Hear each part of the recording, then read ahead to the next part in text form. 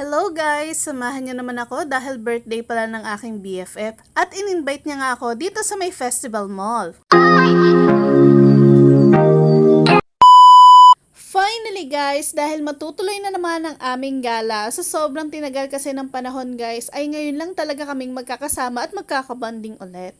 So yun nga pala guys, nandito na nga pala ako sa pangmalakasang jeep at kung makikita nyo nga dito, napakaraming ilaw at nag-color blue na nga ako. And nakakatakot nga bumaba dito guys dahil nga ang nakalagay sa may signage ay umungol nga daw kung bababa. Talaga nga namang nakakaloka at hindi ko nga alam kung may pumatol na ba dyan sa may signage ni Manong driver.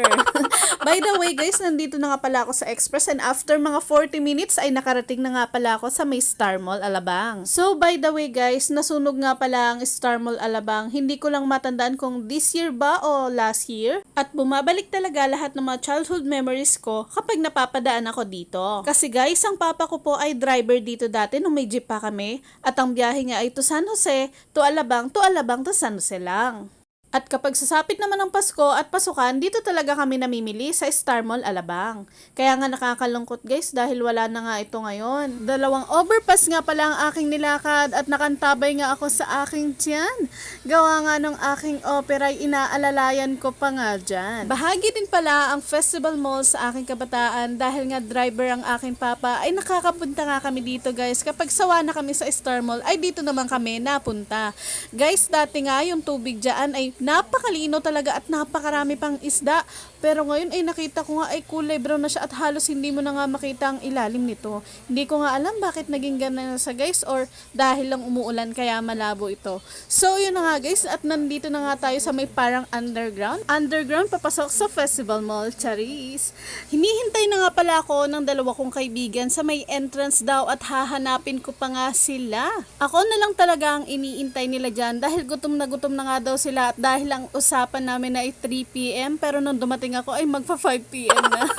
At ayun nga guys at na-meet ko na sila at ang sabi nga ng isa kong friend ay kung pwedeng wag ko na nga lang daw siya isama sa aking video dahil nga nahihiya pa nga ito. Kaya naman pagbibigyan natin siya dahil kanyang privacy yon. So guys, hinahanap nga lang namin pala yung Chowking sa mga oras na yan. Kaya naman limited ang pagbibideo ko ngayon dahil nga mas uunahin natin yung privacy ng ating mga kaibigan. Dito nga pala kami dumaan sa may train station papunta ng Chowking at ayan nga guys ay dumaan pa nga ito at parang gusto ko talagang sumakay dyan ulit dahil ang last na sakay ko nga dyan guys ay mga grade 3 pa ako.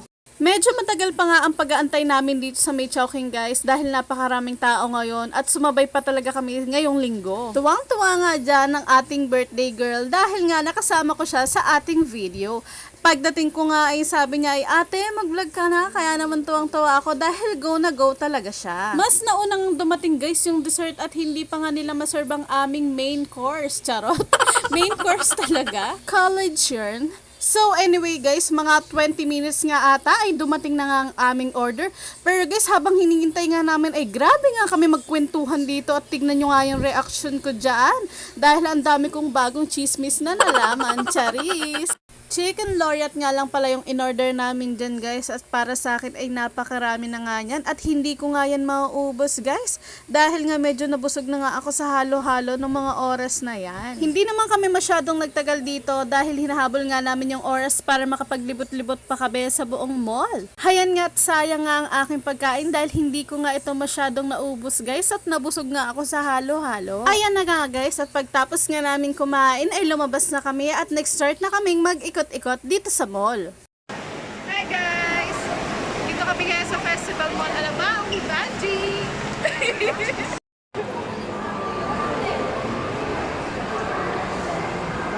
Sa structure pa nga lang ng loob ng mall na ito ay talagang maiinganyo ang kahit na sino.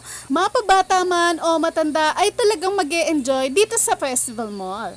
Napadaan nga kami dito sa may shoe store dahil nga 50% at gusto nga tumingin ni birthday girl ng mga sapatos at bibili nga daw siya. Kaya na nga at nagsukat-sukat na nga ang aking BFF at ang ganda nga guys nung nakuha niya. I think nasa 1.5 nga yan guys at dahil nga 50% ay kalahati na nga lang ito. Pagkatapos nga namin sa shoe store guys ay napadaan na kami dito sa may arcade at niyayaya nga nila akong mag roller coaster daw. Ang sabi ko nga ay wag na muna nila akong ayain dyan dahil nga baka bumuka naman ang tahi ko kakasigaw.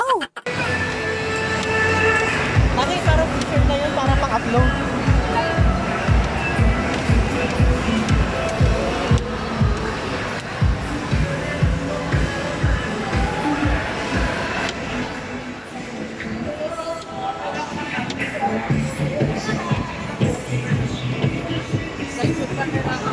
Sa mga gantong classic rides lang talaga yung mga bet na bet ko at kaya ng aking katawan. Pero hindi kami nag-rides guys at tumingin-tingin lang kami.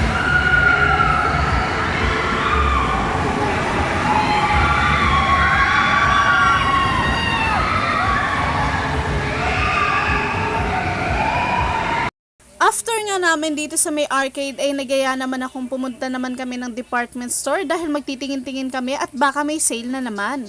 Habang naglalakad-lakad nga kami ay napadaan nga kami dito sa may Dairy Queen at paborito nga ito ng aking dalawang kasama kaya naman ay napabili kami dyan. Mini lang yung binili namin kasi busog pa kami.